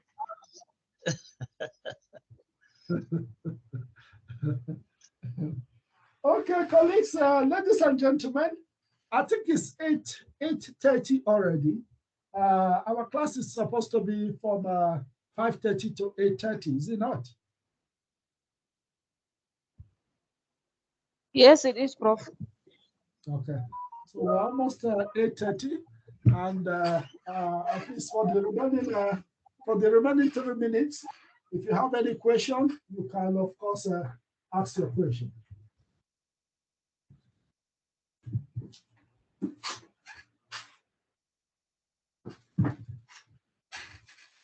Is there any student? Okay, let me find out some of the students. Is Simon now in the class? Simon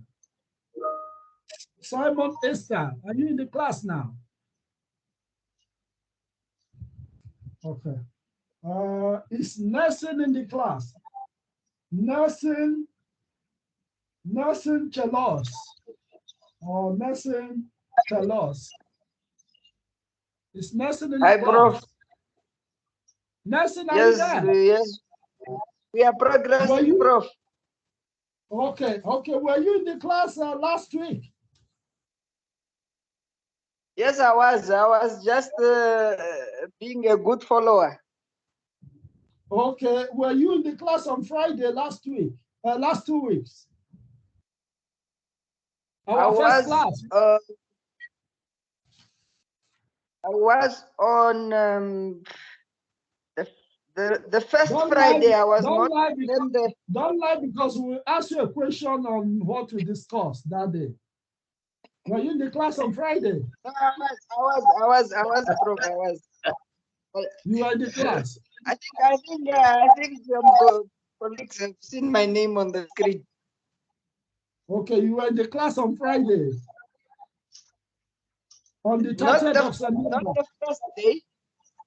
Not the first day, but the following sessions I was there. Okay, you were there on Saturday. Yes. Okay. You were there on Sunday. Correct. Fantastic. Okay. So you missed one class so far, and you were here today. Or you are here today. I'm here today, yes, Prof. Fantastic. Okay. And of course, Eric, I have also marked you now. And yes, Sophia, are you now in the class? Sophia, you're not in the class? What about Mongunda? Claude, are you in the class? Claude is not in the class today, Prof, but he'll be joining. Okay, he's not in the class. Okay, fantastic. He was also here last week. He was here last week? Yes. Okay, he was around last week. Well, until I see him, then he can confirm about Saturday and Sunday. So somebody have already acknowledged that he was here on Friday, but I'm not sure for Saturday. The person couldn't actually support that. He was not sure also. So until he can confirm by himself, tell him if you're able to get hold of him, Manduda, to contact me on the Nust email. And of course, the same thing applies to Sophia. Sophia can also contact me. And of course, Esther can contact me. It's like Esther is not a student in this class because I didn't see any sign that she was in the class last 2 weeks. And she's not in the class today also. All right. Okay, colleagues, ladies and gentlemen, I know you had a very long day today. I would not like to stress you up, to belabor you. Otherwise, I'm always ready to take you up to 9:30 if you want, but I want you just to take a rest. It's a weekend, and I know that there will be some side attraction in Windhoek in terms of those who like to drink and those who like to enjoy, at least so that you can at least relax the mind. In South Africa, we normally say, thank God it's Friday. So enjoy your Friday. Thank you, Prof. Thank you very much. Thank you, Prof. Enjoy. Okay. See you tomorrow. What time? 8 o'clock. Tomorrow, 8 o'clock. Tomorrow we're starting by 8 o'clock. Okay. Thank you, Prof. Tomorrow we're starting by 8 o'clock because I'm closing by 1, then we'll start 1 hour earlier. All right, great stuff. I know the last time we started Thank you, by 9. Prof. but Good night. Yes, we are starting by 8. Thanks a lot. Yeah. Okay, bye, colleagues. Bye, colleagues. Right, bye, Prof. Have a good Ciao. night. Same to you. Same to you. Bye. Right, colleagues, have a great evening. Good night, guys. Sure. I think the numbers even dropped while we were in class. Yeah, totally. All right, cheers, guys. I'll speak tomorrow. Right, cheers, you guys. See you tomorrow. Sure. Go ahead.